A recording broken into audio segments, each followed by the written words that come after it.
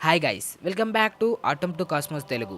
మీరు తమ్నెల్లో చూసినట్టుగానే ఈ వీడియోలో అసలు ప్లానెట్స్ ఎలా ఫామ్ అవుతాయి అండ్ అసలు గ్యాసియస్ ప్లానెట్స్ అంటే సాటర్న్, జూపిటర్ లాంటి ప్లానెట్స్ ఓన్లీ గ్యాస్తోనే తయారవుతే వాటిని ప్లానెట్స్ అని ఎందుకు అంటున్నాం. ఈ వీడియో చాలా ఇంట్రెస్టింగ్గా ఉండబోతుంది. నాకు తెలిసిన మరియు తెలుసుకున్న విషయాలు మీకు క్లియర్గా అండ్ అర్థమయ్యే విధంగా ఎక్స్ప్లెయిన్ చేస్తాను. సో ఈ వీడియోని ఎక్కడ స్కిప్ చేయకుండా లాస్ట్ వరకు చూడండి. ధూమపానం, మద్యపానం ఆరోగ్యానికి హానికరం, కానీ గ్యామ్లింగ్ అండ్ బెట్టింగ్ ఫ్యామిలీకి ప్రమాదకరం. అందుకే బెట్టింగ్ చేయకండి, చేసేవారిని ఎంకరేజ్ చేయకండి. మన మిల్కీవే గ్యాలక్సీలో కొన్ని వేల కోట్ల ప్లానెటరీ సిస్టమ్స్ ఉన్నాయి.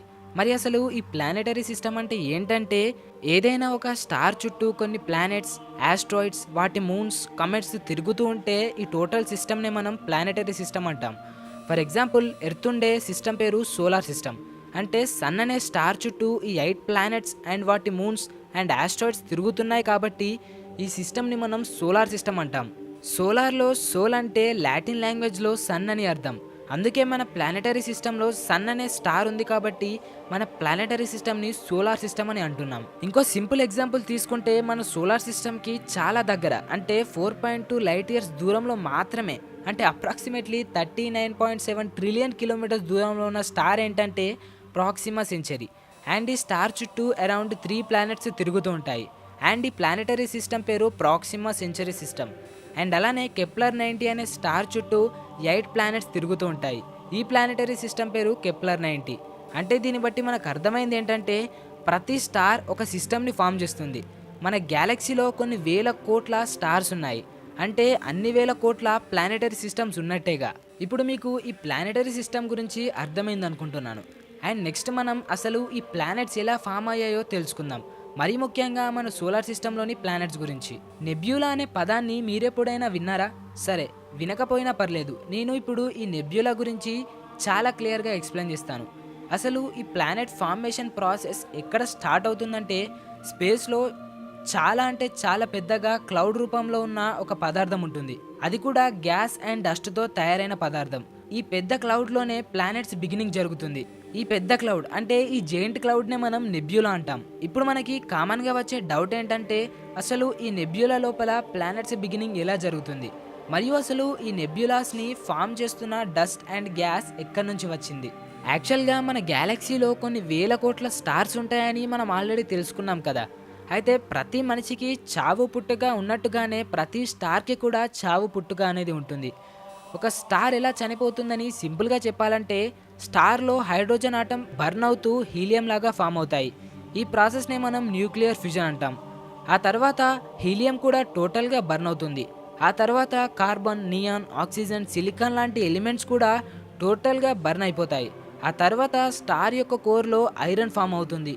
ఆ తర్వాత బర్న్ అవ్వడానికి ఏం లేకపోవడం వల్ల ఆ స్టార్ ఒకవేళ పెద్ద స్టార్ అయితే సూపర్నోవా జరుగుతుంది.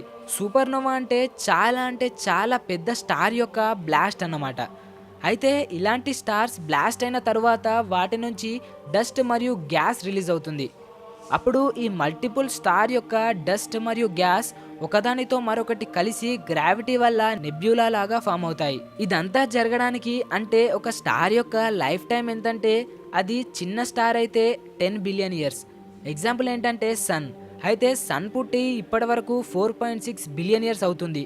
అంటే అప్రాక్సిమేట్లీ ఇంకో 5 బిలియన్ ఇయర్స్లో సన్ కొలాప్స్ అయిపోతుంది. ఒకవేళ స్టార్ పెద్ద స్టార్ అయితే, అంటే సన్ కంటే 8 నుంచి 20 టైమ్స్ పెద్దగా ఉంటే ఆ స్టార్ యొక్క లైఫ్ టైం కొన్ని మిలియన్ ఇయర్స్ ఉంటుంది. అండ్ స్టార్ ఒకవేళ సన్ కంటే 20 to 30 టైమ్స్ పెద్దగా ఉంటే దానిని మనం సూపర్ మాసివ్ స్టార్స్ అని అంటాం. అయితే వీటి యొక్క లైఫ్ టైం ఎంతంటే అప్ టు 10 మిలియన్ ఇయర్స్ మాత్రమే. అంటే స్టార్ ఎంత చిన్నగా ఉంటే అన్ని ఎక్కువ ఇయర్స్ కొలాప్స్ అవ్వకుండా ఉంటుంది, ఎందుకంటే గ్రావిటీ వల్ల. ఇప్పుడు మన మైండ్లో మెయిన్గా తిరిగే మెయిన్ క్వశ్చన్ ఏంటంటే, అసలు ఈ స్టార్స్ ఎలా ఫామ్ అవుతాయి? దీనికి ఆన్సర్ కూడా నెబ్యులానే. అంటే స్టార్స్ వల్ల నెబ్యులాస్ ఫామ్ అవుతే నెబ్యులా వల్ల స్టార్స్ ఫామ్ అవుతాయి. వినడానికి విచిత్రంగా ఉన్నా ఇది నిజం. ఇది ఒక సైక్లిక్ ప్రాసెస్ లాంటిది. దీని గురించి తెలుసుకోవాలనుకుంటే స్టార్స్ అని కమెంట్ బాక్స్లో కమెంట్ చేయండి.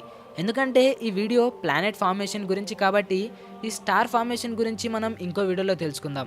సరే, ఇప్పుడు ప్లానెట్ ఫార్మేషన్ విషయానికి వస్తే, మనం ఇందాక నెబ్యులా గురించి మాట్లాడుకున్నాం కదా. అయితే నెబ్యులా సెంటర్ చాలా అంటే చాలా థిక్గా ఉంటుంది, ఎందుకంటే గ్రావిటీ వల్ల. అంటే నెబ్యులా సెంటర్ నుంచి దూరం వెళ్ళిన కొద్దీ ఆ అట్రాక్షన్ గ్రావిటీ తగ్గిపోతుంది. అంటే నెబ్యులా ఎడ్జ్లో ఉన్న డస్ట్ అండ్ గ్యాస్ కొంచెం దూరంగా ఉంటాయన్నట్టు.